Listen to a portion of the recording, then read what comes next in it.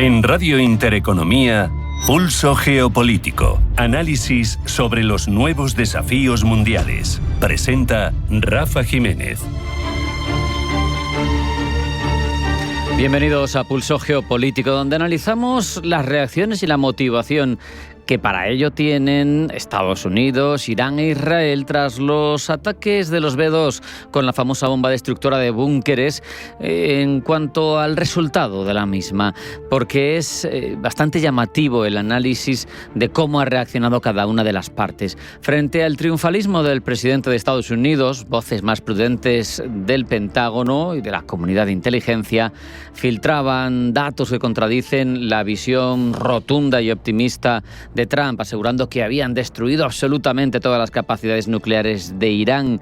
Buena parte para el Pentágono de la infraestructura nuclear iraní habría sobrevivido al bombardeo. Desde Tel Aviv, mientras, se asegura que los ataques han sido útiles, se aprecian, pero solo hasta cierto punto. Claro, se entiende, si uno se para a analizar esta reacción, que si Israel afirma que la amenaza persiste, aunque sea de una forma relativamente menor, esto podría justificar nuevas operaciones, ampliar sus márgenes de acción militar y mantener viva la legitimidad de su ofensiva continuada contra el régimen de los ayatolás, mientras que se dice que se han destruido completa y certeramente todas las capacidades nucleares iraníes, entonces no podría seguir con el ataque si le conviniera por la situación de la región en algún momento. En medio de todo esto, Irán guarda silencio, un silencio que también dice mucho porque hay un relato oficial de propaganda que insiste en que los ataques no han debilitado su soberanía y que el programa nuclear, insisten desde la propaganda de uso pacífico, sigue avanzando. Pero claro, esos daños también pueden haber sido considerables y de ahí nada más que una respuesta retórica y ese teatrillo del ataque a la base de Estados Unidos telegrafiado como si fuera con una llamada de Miguel Gila.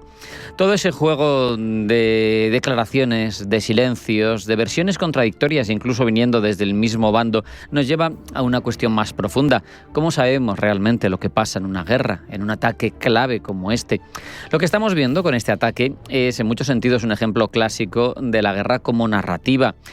Trump, por su parte, es evidente, necesita en este ámbito una victoria rápida, visible, de gran impacto, con la que llegar, por ejemplo, a la cumbre de La Haya y decir yo ya he solucionado lo que estaba sucediendo en Oriente Medio entre Israel y también, por la otra parte, Irán, con lo caliente que estaba, con la evolución que había tenido, y yo he sido el pacificador, lo he conseguido. Ahora ustedes, socios de la alianza, tienen que garantizarme el gasto que les exijo. Por otro lado, el Pentágono tiene unos criterios y unas prioridades completamente distintos. Tiene que mantener su credibilidad, tiene que evitar una escalada prematura, tiene que ejercer una acción prudente, que es lo que caracteriza y basada en certezas a los militares cuando actúan. Israel, como decíamos, navega entre dos aguas. Por un lado, necesita mostrar que su colaboración con Washington tiene frutos, porque la reclaman, la piden reiteradamente y la agradecen de forma importante cuando sucede. Por otro, como decíamos antes, quiere reservarse el derecho a seguir actuando. Luego, en Irán, la teocracia chiita, admitir que su infraestructura ha sido severamente dañada sería un paso de reconocimiento de una debilidad que no le conviene a nivel ni interno ni internacional. Pero, por otro lado, si no reconoce y sí ha habido daños importantes, se dañaría su credibilidad interna y ese equilibrio entre silencio y reafirmación sufriría en un momento en el que sabemos tampoco la sintonía entre el régimen y un país de prácticamente 90 millones de habitantes con una gran población joven y no vinculada en exceso a ese régimen teocrático también generaría tensiones. El hecho es que la guerra moderna, lo sabemos, lo repetimos, a menudo no se libra solo en el campo de batalla. Sobre todo tiene otros ámbitos, en muchos casos virtuales, pero si lo hacemos más generalista todavía, se libra en el terreno de la percepción. Una percepción en la que a veces tenemos ejemplos de manipulación evidente, en otras de sutileza, de casi invisibilidad en cómo nos manipulan, pero da la sensación de que siempre hay un componente de manipulación en el punto en el que estamos de desarrollo de las tecnologías y de la geopolítica. Cada vez resulta más difícil, incluso para opinión pública avezada, interesada, informada, discernir qué es verdad y qué no. El ataque de los B-2 sobre Irán con la Bunker-Duster, esa bomba destructora, es una metáfora perfecta de cómo funciona la guerra en el siglo XXI, un acto de fuerza que busca destruir, pero que también busca convencer. Un gesto militar con un impacto real ambiguo, pero con una evidente e inmediata utilidad política. Tal vez esa sea la lección más importante, a la vez dura. En el teatro de la guerra, la verdad es muchas veces el primer objetivo en caer. Los ciudadanos, tanto en Irán como en Israel, en Estados Unidos o en cualquier parte del mundo, terminan consumiendo versiones diseñadas para sostener agendas políticas, no para informar, no para contar la verdad. Las consecuencias reales se desarrollan muchas veces en la trastienda, sometidas a los cimientos de la propaganda, las medias verdades, las mentiras directas. Las guerras, se nos ha dicho muchas veces, son la continuación de la política por otros medios, y hoy podemos decir que es también la continuación de la narrativa por medios letales. La verdad, esa que nadie controla del todo, esa que se filtra entre los escombros, esa que llega demasiado tarde, cuando ya no hay tiempo de evitar las consecuencias. Como con la mentira confesa de las armas de destrucción masiva que nos vendió Estados Unidos en torno a Irak para justificar esa presencia de sus soldados en el territorio. No existían. Era una mentira fabricada y no sirvió absolutamente para nada que el que fuera en su momento jefe del ejército de Estados Unidos, Colin Powell, terminara pidiendo perdón a toro pasado. El mal ya estaba hecho. Vamos a hacer un pequeño alto en el camino, vamos a un tiempo de publicidad. A la vuelta, titulares de ámbito geopolítico que elabora Blanca del Tronco. No se marchen, porque sigue Pulso Geopolítico en Intereconomía.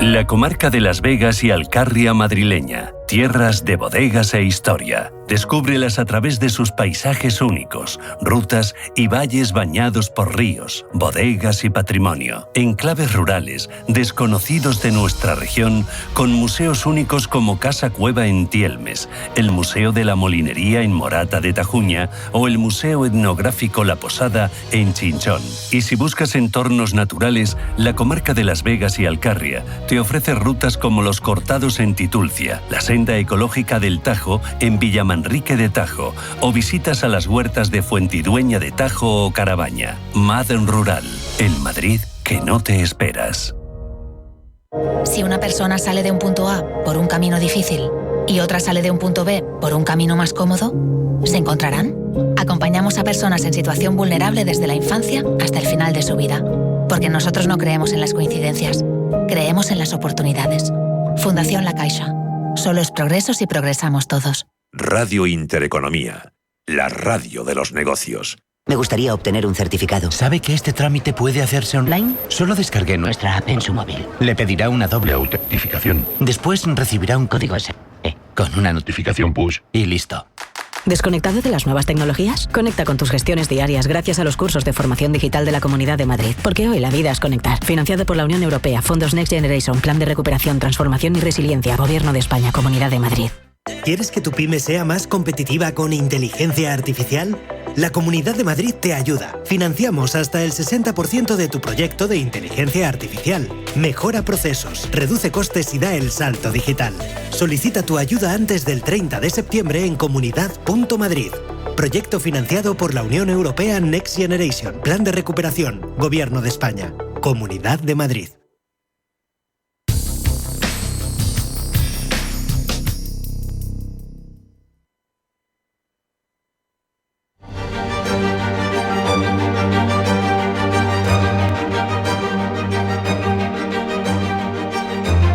En Radio Intereconomía, Pulso Geopolítico.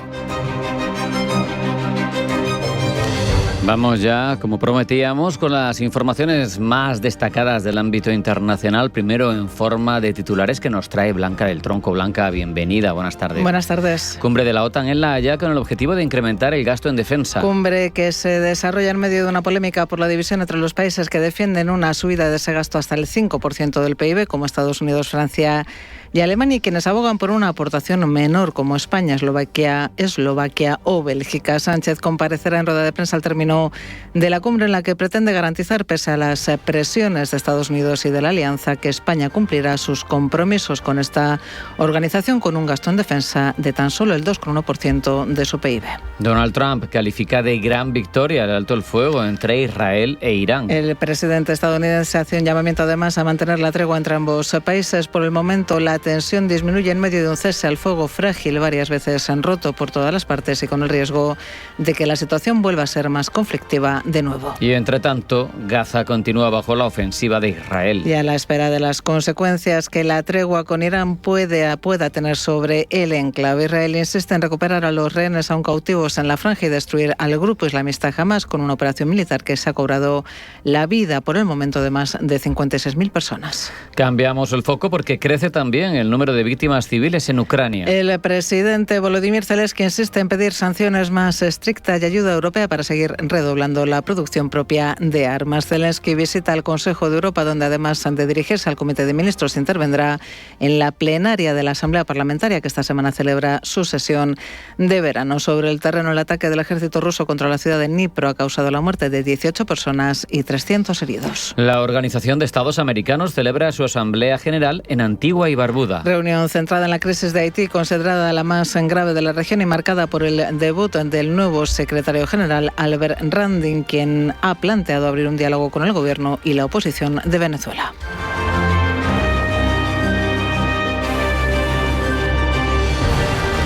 Vamos ya a ampliar todas estas informaciones, Blanca. No hay alternativa. Con estas palabras se ha referido Mark Rutte, secretario general de la OTAN, al compromiso de pactar un aumento del 5% del gasto en defensa. Los líderes han respaldado la propuesta en un esfuerzo por reformar capacidades frente a Rusia y otras amenazas.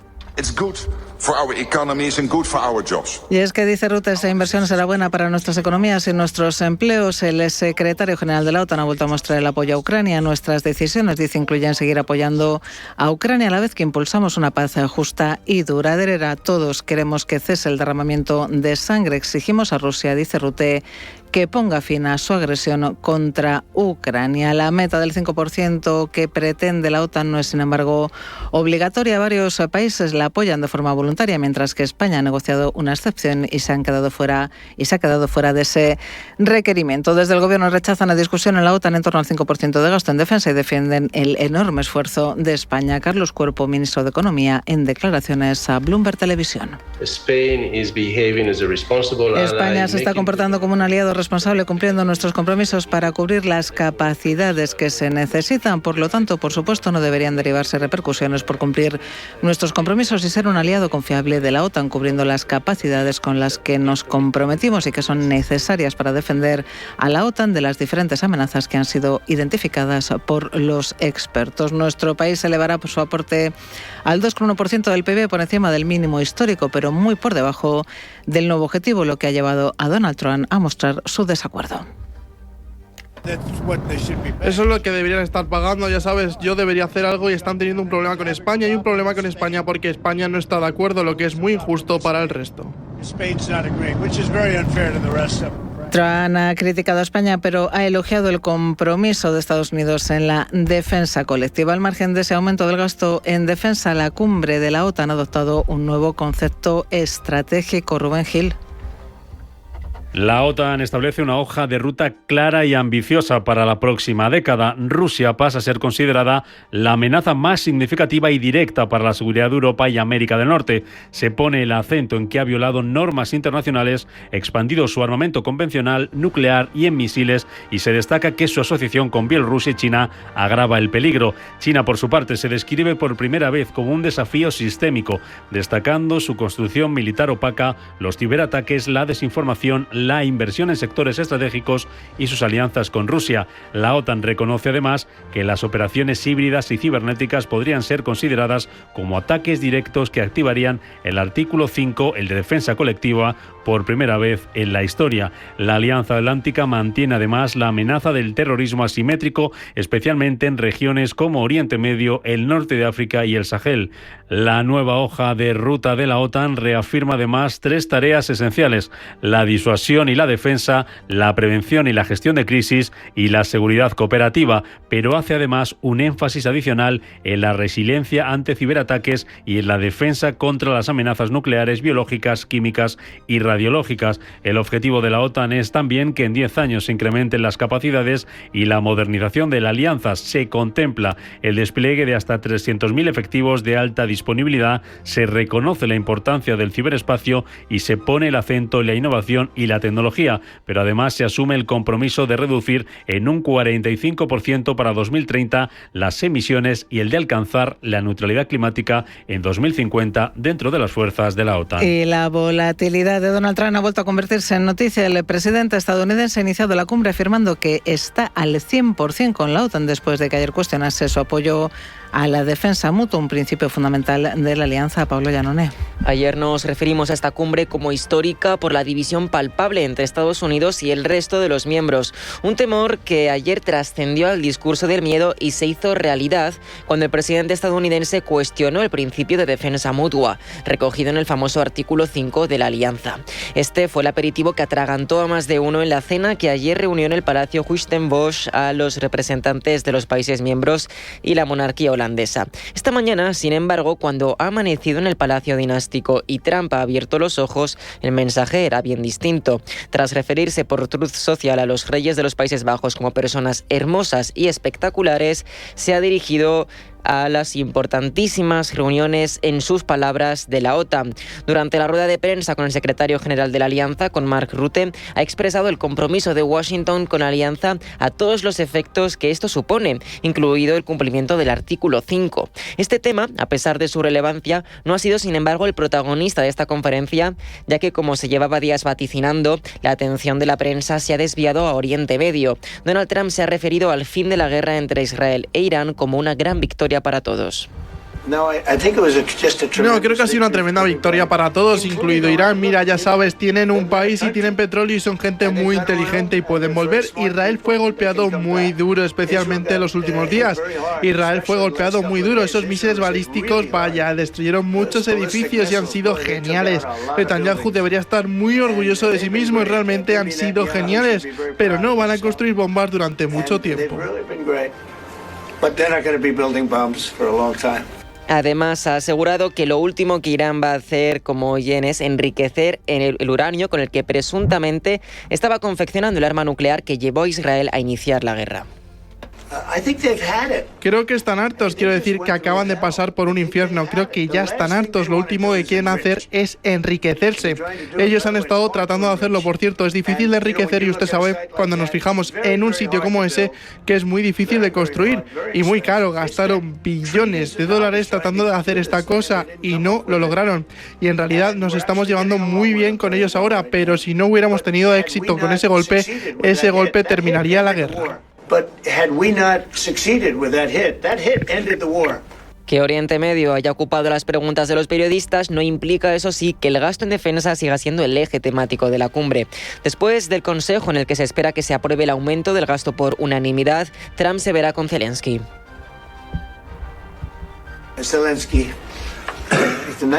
Zelensky es un buen tipo, quiero decir, lo voy a ver hoy, no lo sé, supongo que hablaremos de Ucrania. Bueno, vamos a ver, quiero decir, he hablado mucho con Putin y la verdad es que ha sido muy amable, se ofreció a ayudar, como sabes, con Irán. Yo dije, no necesito ayuda sobre Irán, necesito ayuda sobre Rusia. Durante este encuentro bilateral discutirán el suministro de sistemas de defensa aérea como Patriot y coordinarán sanciones contra Rusia. Y encuentro, como decíamos, al margen de la OTAN entre Donald Trump y el presidente ucraniano Volodymyr Zelensky. Gemma González. Trump y Zelensky se han vuelto a ver las caras, esta vez en un encuentro al margen de la reunión de la OTAN y después de que el presidente ucraniano presionara activamente para verse con Trump. La intención, discutir directamente con el presidente estadounidense temas cruciales como la defensa aérea y las sanciones sanciones contra Rusia, que contemplarían un tope al precio del petróleo que pasaría del actual límite de $60 por barril a $45 para debilitar financieramente a Rusia. A diferencia del ambiente tenso que rodeó su primer encuentro en la Casa Blanca, en La Haya se ha buscado evitar confrontaciones públicas, aunque sigue notándose la reticencia de Trump a comprometerse abiertamente con más ayuda militar.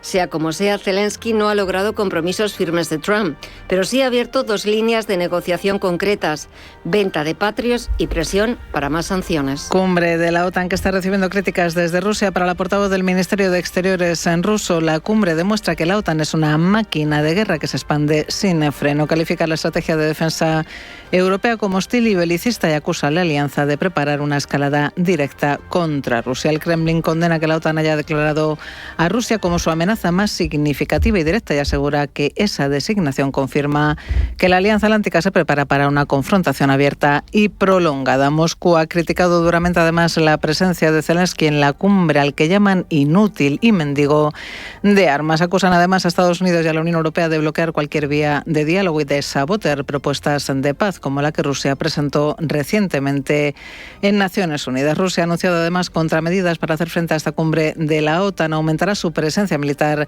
en el distrito oeste, el fronterizo con los países bálticos y Polonia. Movilizará nuevas unidades de defensa aérea S-500 y desplegará misiles Iskander adicionales en Kaliningrado. Y en Oriente Medio, el frágil alto el fuego entre Israel e Irán mantiene en vilo a la región. La paz pende de un hilo que hoy Teherán ha amenazado tras suspender la colaboración con la Agencia Atómica de la ONU. Pablo. Esta salida impediría la supervisión de la agencia sobre los planes nucleares iraníes y apuntaría a una posible vuelta al enriquecimiento de uranio, a pesar de lo que escuchábamos antes que Donald Trump decía. Israel ha asegurado que no permitirá que esto vuelva a suceder tras calificar el fin de la guerra como una victoria estratégica. Tanto el Estado hebreo como el estadounidense consideran que Teherán ya no dispone de recursos ni tampoco de ganas para seguir enriqueciendo uranio. Pero hoy el Kremlin ha confirmado que se desconoce el verdadero impacto que tuvieron las bombas estadounidenses sobre las 3 bases nucleares que fueron golpeadas, entre ellas la de Fordow, un ataque brutal que, por cierto, Trump ha comparado con Hiroshima, asegurando que en ambos casos las bombas pusieron fin a la guerra. De momento, sin embargo, el conflicto sigue en suspenso. Hoy el Papa León XIV ha informado de que el Vaticano sigue de cerca los progresos en las negociaciones entre Jerusalén y Teherán. Continuiamo a seguire con attenzione e con speranza. Además, ha instado a ambos países a rechazar la lógica de la intimidación y la venganza y a elegir un camino de diálogo y diplomacia para alcanzar la paz, al tiempo que ha expresado su solidaridad con todos los cristianos en el Medio Oriente. También se ha referido a Palestina, que vuelve a estar en el foco mediático. Hoy, en la cumbre de la OTAN, Trump ha declarado que la situación en Gaza está progresando gracias al fin de la guerra entre Irán e Israel. Creo que se están haciendo grandes progresos en Gaza. Creo que gracias a este ataque que hemos realizado vamos a tener muy buenas noticias. Estuve hablando con Steve Witkoff, que por cierto es estupendo y que sabe más que nadie sobre este tema, el tema del que acabamos de hablar. Estuve anoche con Gis y con Laura y con Sini, el chico, y tienen un gran punto de vista sobre ello. Lo explica muy fácilmente, está muy bien informado, pero me dijo que Gaza está muy cerca. Mientras vuelve a haber conversaciones de paz entre Israel y Hamás, mediadas por Egipto y Qatar, la guerra no da tregua a Gaza. Hoy han fallecido al menos 20 personas por bombardeos israelíes en áreas residenciales, una cifra que, sin embargo, es relativamente mejor que las registradas hace unas semanas, cuando las víctimas mortales superaron los 100 diarios.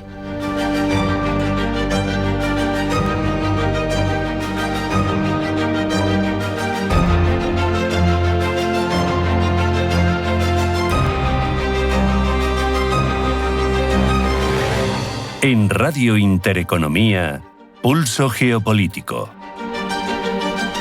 Repasamos a continuación, como hacemos habitualmente, cómo nos cuentan las principales noticias de ámbito internacional, las cabeceras más relevantes. Vamos a intentar detectar sesgos o al menos enfoques distintos.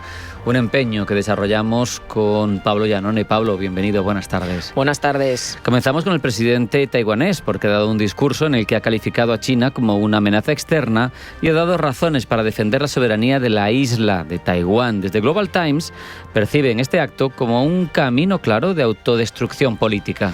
Así es, desde el rotativo chino se refieren a su discurso como la exageración de su meticulosa narrativa sobre la independencia de Taiwán bajo el lema de la supuesta unidad. Esta supuesta unidad, por cierto, dice el medio, no solo es una provocación a la realidad del otro lado del estrecho de Taiwán, sino también una meticulosa invención histórica, una distorsión legal y un engaño político. Por cierto, que este editorial de Global Times ha llegado al Japan Times, a otro interlocutor, a otro actor geopolítico de la zona. El rotativo nipón dice que China asegura que el presidente de Taiwán ha difundido una herejía con su discurso sobre la soberanía. El medio japonés destaca un comunicado de la Oficina de Asuntos de Taiwán de China en el que afirman que el discurso fue una declaración de independencia de Taiwán que incitó abiertamente a la confrontación a través del estrecho.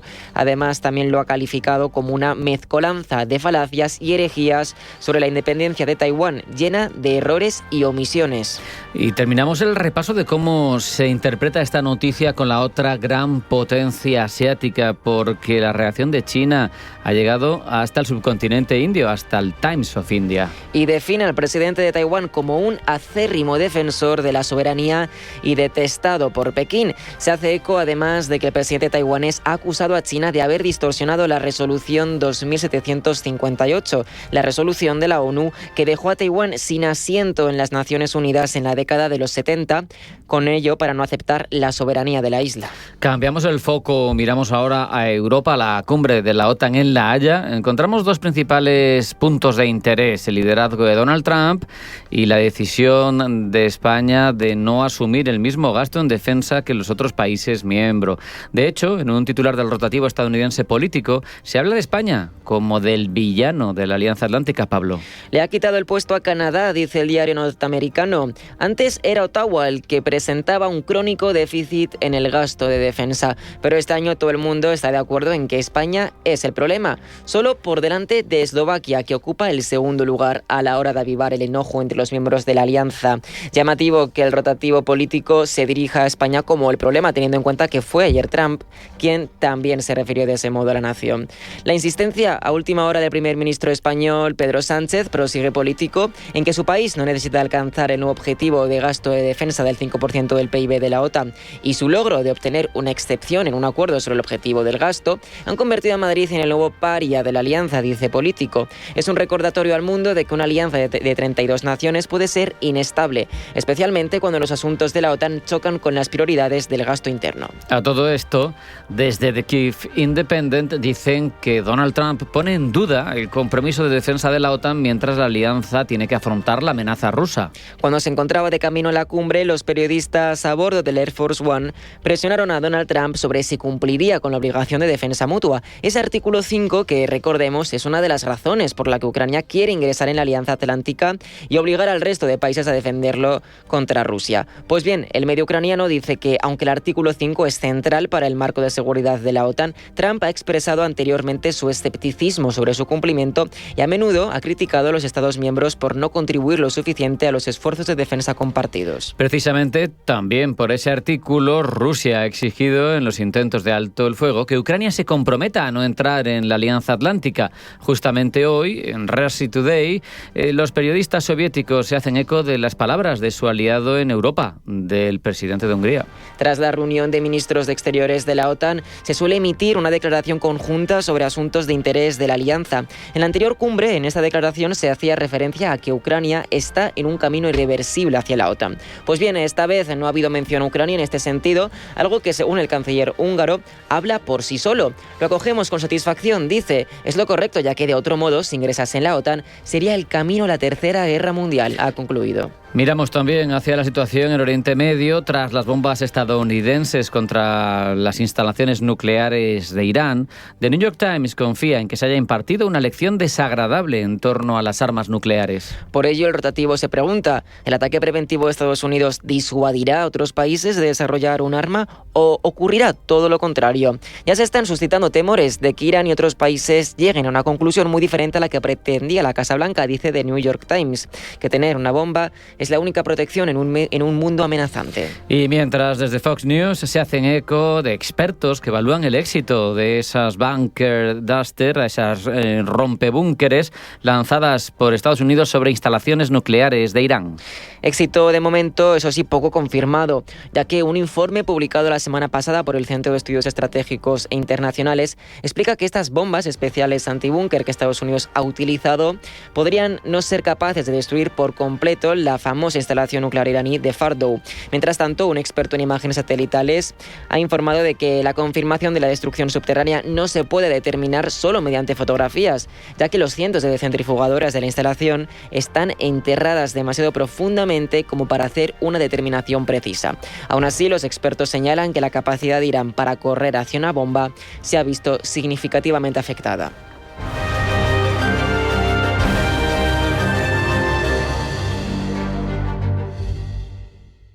Chinchón, con su icónica plaza, escenario de grandes películas de la historia, el túnel de Zacatín bajo la singular Plaza Mayor de Colmenar de Oreja, el Museo de Cine de Villarejo de Salvanés, el impresionante Palacio de Goyeneche de Nuevo Baztán, primer proyecto urbanístico. Imposible contarte en tan poco tiempo todo lo que puedes descubrir en las villas de Madrid. El mejor estilo de vida del mundo. Comunidad de Madrid.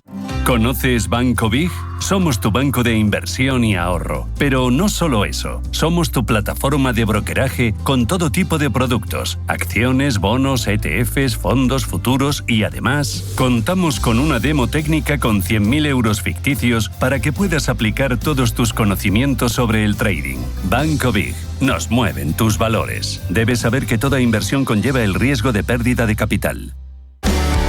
¿Sabías que el queso Flor de Esgueva se hace en Peñafiel? El último fin de semana de junio, saborea su historia en la Ruta del Queso de Peñafiel. Tapas y menús únicos creados con maestría, siguiendo las pautas del chef Teo Rodríguez, campeón mundial de pinchos y tapas. Vive el sabor auténtico del queso curado de oveja, justo donde empieza su leyenda. Último fin de semana de junio. Te esperamos en Peñafiel.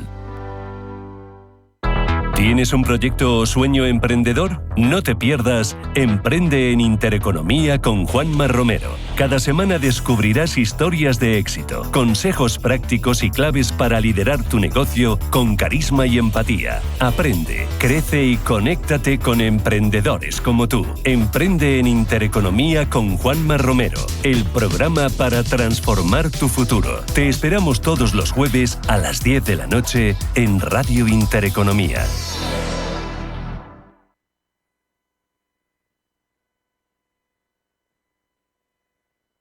Radio Intereconomía es la mejor plataforma para dar a conocer, relanzar y poner voz a su empresa. Nuestro equipo comercial le asesora para conseguir sus objetivos. Contacte con nosotros en el 91 999 21 21 o escribiendo a comercial@intereconomia.com.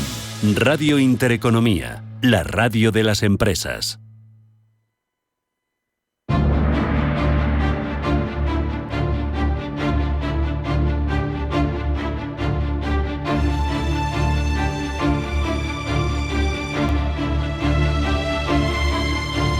En Radio Intereconomía, Pulso Geopolítico.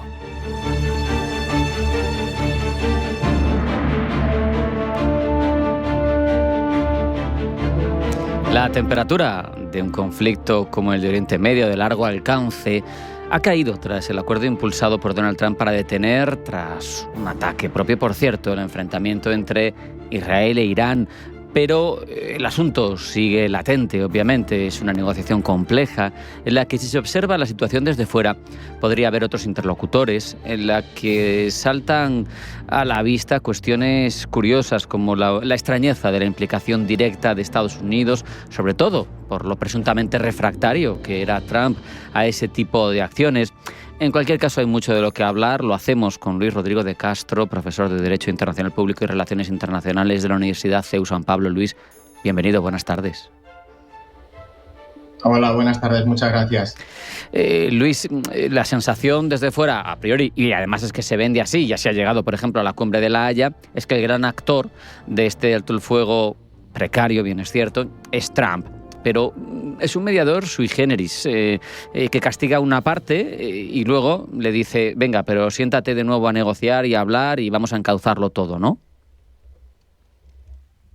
Sí, la verdad es que bueno, con Donald Trump nunca sabemos a ciencia cierta qué puede pasar, pero evidentemente algo hay, ¿no? Sobre todo porque él ha impuesto un poco de aquella manera a los socios de la OTAN la necesidad de llegar al 5% en gasto de defensa, curiosamente de aquí a 2029, que es la fecha en la que él terminará su mandato, el 20 de enero de ese año.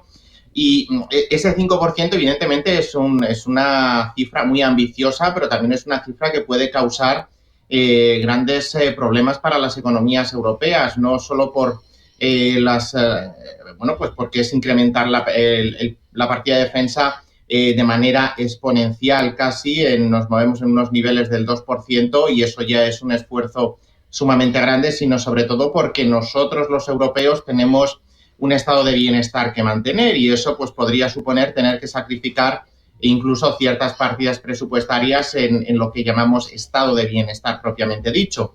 Y además aquí también tenemos que incluir otra variable y es que no es lo mismo el estado del bienestar que tienen, por ejemplo, los países nórdicos, los modelos de Suecia, de Noruega o de Finlandia, con los modelos de estado de bienestar que tenemos en el sur del continente, que tienen una serie de características propias, una serie de condicionantes incluso, y ahí es donde también tenemos que entender esa reticencia en parte de España a incrementar esa cuantía al 5% y ahí es donde estamos viendo esas disputas que se están produciendo. Evidentemente, Donald Trump va a insistir en que se tiene que llegar al 5% precisamente un poco para contener la influencia o la posible capacidad en cuanto a potencial que tiene armamentísticamente hablando Rusia. Pero bueno, está por ver cómo transcurre la negociación. Es verdad que bueno, pues las palabras pueden ser fácilmente modificables, incluso se pueden encontrar giros retóricos que permitan satisfacer todas las posibilidades y yo creo que ahí es donde está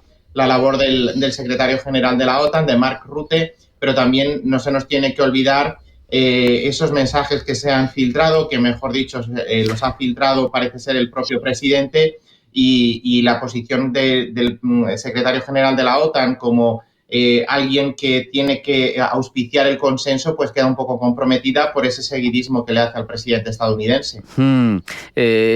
Luis, si me permites volver al asunto de la paz en Oriente Medio, a mí me ha sorprendido mucho la actitud de Vladimir Putin, preguntado en el Foro Económico de San Petersburgo por este conflicto, por el enfrentamiento entre Israel e Irán. Putin ha salido por la tangente, ha asegurado, a pesar de esos acuerdos que tiene firmados con Irán, que Israel es un país casi rusófono, que hay 2 millones de israelíes con origen ruso y ahí lo ha dejado. ¿Esto qué significa? ¿Cómo hay que leerlo? Pues esto hay que leerlo con bastante atención porque no deja de ser un dato sumamente importante. No me atrevería a decir que Israel es un país rusófono porque evidentemente pues no es del todo así, pero no va muy desencaminado el presidente ruso. Es verdad que hay una de las minorías casi mayoritarias que existen en Israel, es la de la población que vino de la antigua Unión Soviética o de los antiguos territorios soviéticos y que lleva incluso a que haya partidos que hacen parte de su campaña en lengua rusa para atraerse ese voto. Es un caladero muy importante y eso para las relaciones con Rusia, que bueno, pues sabemos que todos aquellos que tienen un componente lingüístico o étnico ruso, Rusia intenta mantenerlos bajo su paraguas. Es, como digo, una cuestión que no es baladí, pero es que por otro lado tenemos también que Irán ha sido uno de los socios de Rusia y que en Oriente Medio pues los socios de Irán han ido cayendo en algún momento. Bueno, Hezbollah, Irak, en su momento tuvo también ciertas simpatías, pero bueno, sobre todo Siria, Líbano y el tema de los hutíes, pero Irán está un poco ahora bastante más aislado de lo que estaba en otro tiempo y eso indirectamente también se traduce en que la capacidad de maniobra de Rusia en la región pues se vea mucho más mermada y sea ahora mucho más modesta de lo que fue en otro tiempo. Pero yo creo que esa declaración de Putin viene a decir que, ojo, cuidado, porque aunque hayamos perdido posiciones, seguimos estando presentes y queremos estar presentes. ¿Qué papel deberían jugar o podrían jugar? Porque hasta ahora el único que ha mediado ha sido Donald Trump, que sepamos. De hecho, ha hablado con Donald Trump con Putin, lo comentaba esta mañana y ha dicho, ha contado el propio Trump que le decía a Putin, ¿con qué necesitas ayuda? ¿Con Irán, con Israel? Y dice, no, necesito ayuda con Rusia. Me ha parecido bastante peculiar como lo ha dicho Trump, pero el caso, poniéndonos serios, Trump ha sido el mediador con Irán, está intentando llevárselo otra vez a la mesa de negociaciones, pero Irán tiene unos socios muy claros en principio, que son Moscú y Pekín. No tienen ningún papel, no tienen ninguna capacidad de ser de una manera u otra árbitros en esta zona, de bajar la temperatura y de encontrar puntos en los que haya una convivencia posible entre Irán e Israel. Bueno, Donald Trump entiende la mediación de una manera un poco particular, porque es verdad que quiere erigirse, parece, nuevamente en esa especie de árbitro, de moderador, capaz de hacer un acuerdo con Irán, pero claro, luego manda drones, aviones para destruir las capacidades nucleares de Irán, y esto en Irán, pues evidentemente es algo que se tiene muy en cuenta, que llega muy a fondo, porque el programa nuclear iraní siempre ha sido una de las grandes estrellas de la política iraní, incluso ha justificado ciertas acciones. También ha llevado a amenazar a Israel con borrarlo de la faz de la tierra, y esto con un arma nuclear pues es muchísimo más fácil. Claro. Pero creo que es verdad que hablamos de la importancia de la minoría rusófona en Israel, pero ahí sabe Putin que precisamente por el tema de Ucrania ha tenido también problemas con Israel, y hay que recordar que el uso que hizo Rusia de armamento, sobre todo de misiles iraníes, esto generó bastante tensión con Israel, precisamente porque había miedo en Israel de que ese know-how que se adquiriera con el uso de esos misiles luego pudiera ser utilizado contra el propio Israel. Y es ahí donde también tuvimos fricciones entre Israel y Rusia, pero sobre todo quien manda es Netanyahu, pero detrás de Netanyahu está Donald Trump, que tiene muy buen feeling, y Israel siempre ha sabido que tiene a Estados Unidos como el hermano mayor, y aquí Donald Trump sabe qué cartas tiene, intenta jugarlas, pero intenta jugarlas a su manera, y ahora mismo yo creo que la situación de alcanzar un acuerdo con Irán le ha dejado claro que si quiere puede atacar el territorio, que no solo cabe esa posibilidad desde el punto de vista técnico, tecnológico, armamentístico, sino que también él está dispuesto a llevar ese tipo de acciones muy microscópicas, pero que está dispuesto a llevarlas a cabo. Y aquí yo creo que esto complica un poco más la situación de ese acuerdo que ya se consiguió y que, bueno, según los observadores independientes internacionales que iban, pues se estaba más o menos cumpliendo, y cualquier cosa que suponga seguir enriqueciendo un uranio por parte de Irán va a seguir generando conflictos. Esa cifra que se ha dicho, pues por ejemplo, un uranio enriquecido al 4% es capaz de poner en marcha las centrales para generar energía, electricidad, etcétera, es decir, un uso civil, como argumenta el régimen de Teherán, enriquecido al 20% puede seguir siendo vendible, que es precisamente para usos civiles, porque al 20% es lo necesario para la industria médica, pero pasar de ese umbral del 20 al 60, como estaba desarrollando Irán, bueno, pues supone problemas, porque ya no hay un uso civil que lo justifique, sino que ya va más encaminado, aunque no se quiera, se podría tener el uranio enriquecido lo suficiente como para generar ese arma nuclear. Yo creo que esa es un poco la fotografía fija que tenemos hoy, a 25 de junio de 2025, y es muy diferente a la que teníamos hace unos años.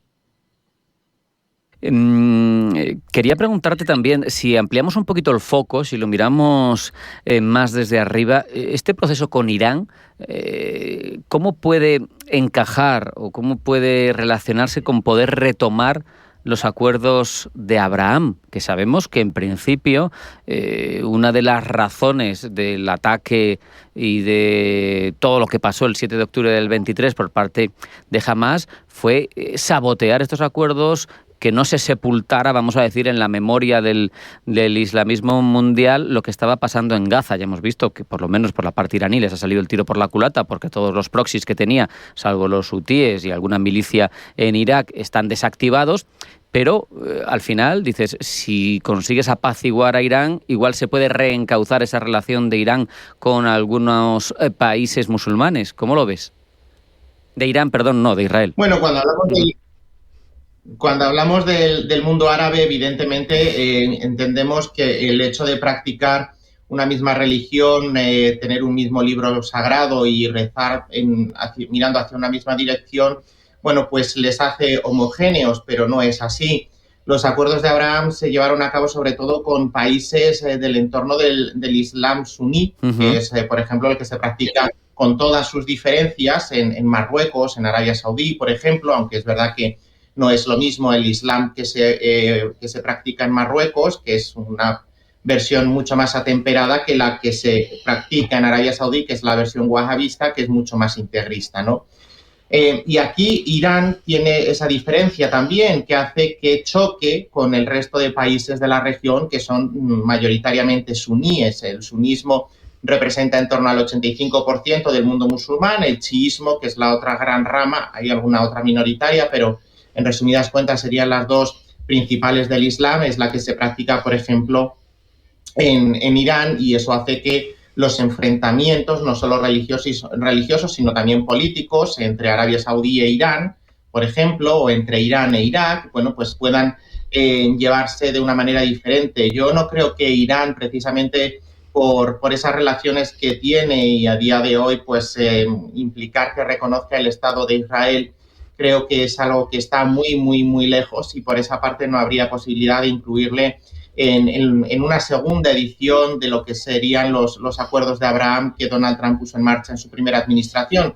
Lo que no quita para que estos acuerdos puedan seguir sumando nuevos estados, pero serían sobre todo estados que tienen una muy buena relación con Estados Unidos. Arabia Saudí, por ejemplo, la tiene, y precisamente por eso ha sido mucho más fácil. No creo que Irán, que tiene una relación muy conflictiva, no solo con Estados Unidos, sino también con Irán. Ningún otro país había llegado a amenazar directamente con borrar a Israel de la faz de la tierra. Podían no tener relaciones, podían tener incluso algún tipo de hostilidad militar, pero nunca ninguno de ellos, de los que luego firmaron los acuerdos de Abraham, llegaron a tanto, ¿no? Y yo creo que evidentemente la coexistencia está. El primero fue Egipto, precisamente. Luego por eso tuvimos ciertos problemas, pero yo creo que eso es factible en otros casos, pero no en el caso de Irán. No, claro, Luis Rodrigo, lo que te quería decir no era que lo firmara Irán, obviamente, con el pequeño Satán ni con el gran Satán va a firmar nada, sino que si el hecho de que hubiera una situación de apaciguamiento pudiera servir para reanimar esos acuerdos que lo que fueron es paralizados cuando estaba en la antesala de ser firmado, por ejemplo, por Arabia Saudí, cuando ya lo había firmado Marruecos. Dices, si hay al final una situación en la que un país islámico, bien es cierto que chiita, pues ya está, vamos a decir, en un statu quo de, por lo menos, de no hostilidad abierta con Israel, eso puede animar a los suníes que son más cercanos a Estados Unidos a seguir incrementando ese acervo de países que normalizan situaciones con Israel. A eso me refería. Sí, claro, precisamente esa es la idea, ¿no?, que se persigue con los acuerdos de Abraham, el normalizar relaciones, pero dentro de los estados musulmanes, por muy buena relación que tengan con Estados Unidos, evidentemente tienen también que vender ese acuerdo o trasladarlo a la opinión pública interna, y cuando hay un conflicto abierto con Israel, precisamente en el caso de Gaza, que nunca ha dejado de existir, sino que se ha incrementado su virulencia, pues evidentemente eso no es que complique, pero sí pone en pausa, congela o aplaza en el tiempo el avance de esas negociaciones. Sí, en ese sentido, por supuesto, que esto supone un revés para ese nuevo impulso de los acuerdos de Abraham, y que nuevos estados pues puedan pensarse que es positivo mantener relaciones con Israel, bueno, en un primer momento porque Estados Unidos les dé algún tipo de compensación, como por ejemplo el reconocimiento de la soberanía marroquí sobre el Sáhara Occidental, en el caso de Marruecos, sí, o cualquier otra, ya sea de tipo económico o tecnológico, ¿no? Pero evidentemente este conflicto, no solo en Gaza, sino también con Irán, bueno, pues hace que esa posibilidad pues se desdibuje un poco en el horizonte, evidentemente. Por cierto, hablando de defender ante la opinión pública, he leído hoy que estaba bastante bien visto por parte de la opinión pública estadounidense en un sondeo esa intervención que han tenido en Irán. Sin embargo, no sé cómo puede justificar ante sus votantes Donald Trump que en campaña uno de sus argumentos principales fuera no me voy a inmiscuir en guerras ni en conflictos exteriores, con luego ser la primera vez que manda los B-2 desde Missouri, lanzan esa bomba única que solo tiene Estados Unidos. Parece un poco contradictorio. Sí, pero bueno, Donald Trump es un maestro también en darle un poco, no la vuelta a la tortilla, no de cambiar de opinión, sino de actualizarla, por parafrasear a alguien europeo. Y yo creo que ahí Donald Trump lo puede vender muy fácil. Tiene el mensaje, sobre todo, que es el mantra que él repite, que es hacer grande América otra vez. Evidentemente, él ante todo tiene que proveer la seguridad del país para que luego se puedan dar las condiciones económicas a partir de las cuales él pueda seguir llevando a cabo su agenda política, que está llevándola a cabo precisamente haciendo lo que dijo que iba a hacer en ese punto de vista. Y bueno, es un político que dijo eso y lo cumplió. Luego es verdad que el ejercicio del poder pues condiciona lo que se ha podido decir en campaña, pero yo creo que él tiene el argumento muy fácil.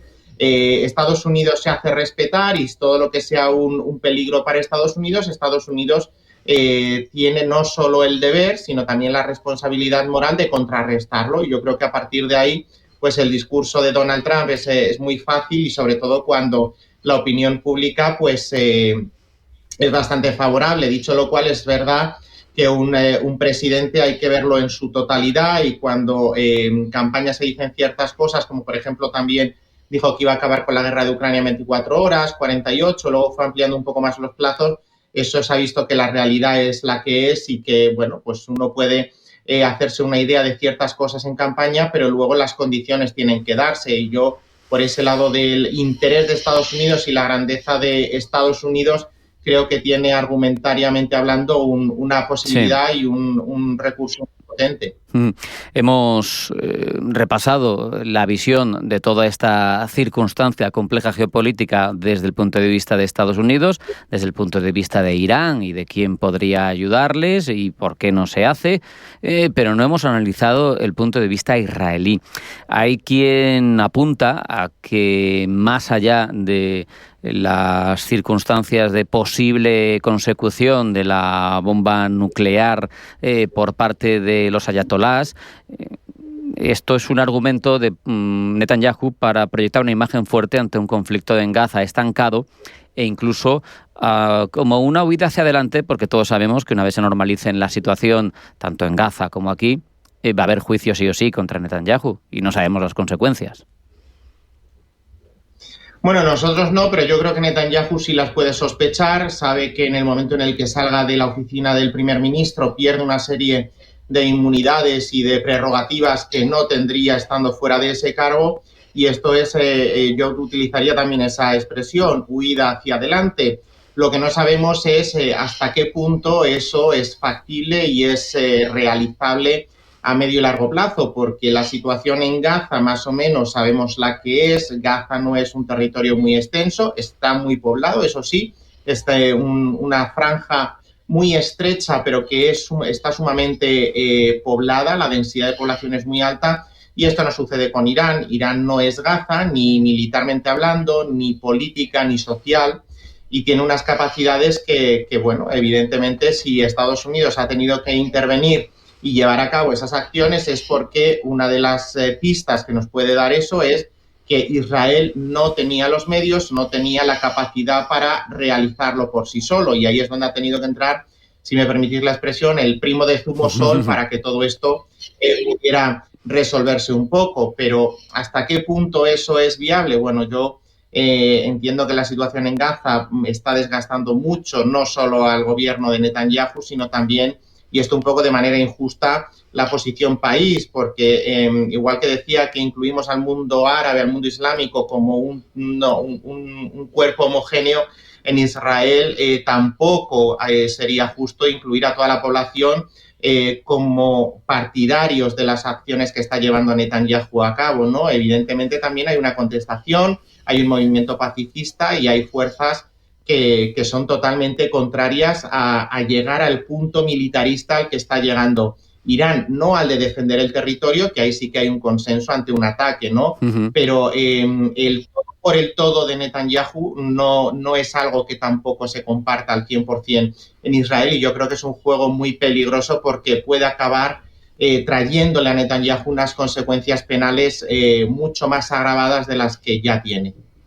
No sé si has visto esas imágenes que circulan por la red de un Bibi muy joven, hace más de 20 años, hablándole al presidente de turno, al predecesor de Trump, a Bush, diciéndole: hay que invadir Irak porque tienen armas de destrucción masiva, es fundamental para la seguridad en la región. No creo que fuera el único argumento, ni mucho menos. Se le hizo caso, luego no había armas de destrucción masiva y la situación realmente en Irak pues no es mejor, por lo menos en lo relativo a la seguridad y a la geopolítica. Supongo que no hay tentaciones de que aquí haya un despliegue igual, porque además Irán no es Irak y su población no es la misma, hay un montón de variables distintas, pero la verdad es que llama mucho la atención ver esas imágenes. Sí, y ya sabemos todos a lo que nos condujo esa situación de las armas de destrucción masiva. Evidentemente el régimen de Saddam utilizaba medios que no eran por lo menos éticos contra la población iraquí o contra una parte de la población iraquí, pero desde el punto de vista geopolítico era un país mucho más estable de lo que lo es ahora. Aparte, luego también hubo una transición en la que se introdujo cierta autonomía para la región kurda, bueno, una serie de cuestiones que ya son de sobra conocidas y que en 20 años hemos podido ver cómo la situación de Irak pues no se ha resuelto como se esperaba resolver con esa invasión de principios de siglo. Yo, en el caso de Irán, creo que no debería ser, tampoco creo que vaya a suceder esa invasión, precisamente por lo que decimos. Irán no es Irak. Y Irak era un país mucho menos poblado, también se argumentaba que era una dictadura, que no era una democracia. Irán tiene elecciones, es verdad que con muchas particularidades, pero en ese sentido es un régimen bastante diferente, ¿no? Hay un gobierno que es elegido mediante el voto popular, con una serie de filtros previos, pero bueno, ahí está. Y yo creo que eso también sería un error, porque en el hipotético caso, vamos a hacer un poco política ficción, y vamos a entender que puede haber una invasión de Estados Unidos o de las fuerzas que sean contra Irán, tampoco tenemos claro que el resultado vaya a ser el que esperamos. Claro. No podemos dar por contado que Irán vuelva a esa situación de occidentalización que se vivía en la década de los 60, de los 70, mientras gobernaba la dinastía Pahlavi, sino que puede ser el extremo contrario y tener una situación en Irán como la que hay en Afganistán, que es que gobiernan los talibanes otra vez, a pesar también de una invasión, y eso sería un extremo totalmente, no desastroso, pero sí muy indeseable en una región ya de por sí caliente. Con esa reflexión nos vamos a quedar, Luis Rodrigo de Castro, profesor de Derecho Internacional Público y de Relaciones Internacionales en la Universidad CEU San Pablo. Ha sido un placer hablar contigo, muchas gracias, un fuerte abrazo, hasta la próxima. A vosotros, como siempre, muchas gracias.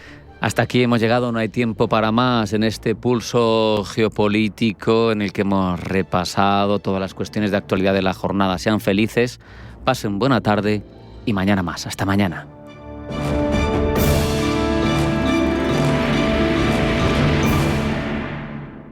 Me he hecho una cuenta. ¿Qué cuenta? La que me sale a cuenta. ¿Qué me cuentas? Te cuento que el primer año te da un 3% TAE hasta un saldo de 20.000 euros solo por domiciliar la nómina. No tiene comisiones y la contratas desde el móvil. Pero cuéntame más. Es la requete cuenta digital de Unicaja. Eso está requete bien, ¿no? Y con más requete ventajas en unicaja.es. Date prisa y ábrela antes del 31 de agosto. A esta cuenta le corresponde un nivel de riesgo 1 color verde, siendo 1 el menor y 6 el mayor. Entidad adherida al Fondo de Garantía de Depósito Español. Garantía capital 100.000 euros por depositante entidad. 3% TAE, 2,967% TIN. Liquidación trimestral de intereses. Disfrute del Viaje del Arte, el curso de verano organizado por la Fundación Amigos del Museo del Prado y la Universidad Complutense de Madrid entre los días 1 y 3 de julio. Más información en amigosmuseoprado.org, con la colaboración de la Fundación ACS. Prepárate para la diversión en la Costa del Sol. Conoce las especies más salvajes de Selvo Aventura en Estepona. Diviértete aprendiendo en el Delfinario de Selvo Marina en Benalmádena. Y viaja por el cielo de la Costa del Sol en el Teleférico Benalmádena. Las noches de lunes a jueves en Radio Intereconomía te convocamos a Disidencia Deportiva, un programa diferente, independiente, apasionante, disidente y deportivo. Disidencia Deportiva, de lunes a jueves a las 11 de la noche, tu tertulia de deportes en Radio Intereconomía. Antes de que amanezca te acompaña, escucha y ameniza las mañanas en Radio Intereconomía. Antes de que amanezca, con Guillermo Sancho Muela, de martes a viernes de 6 a 7 de la mañana en Radio Intereconomía. Radio Intereconomía, la radio de las empresas.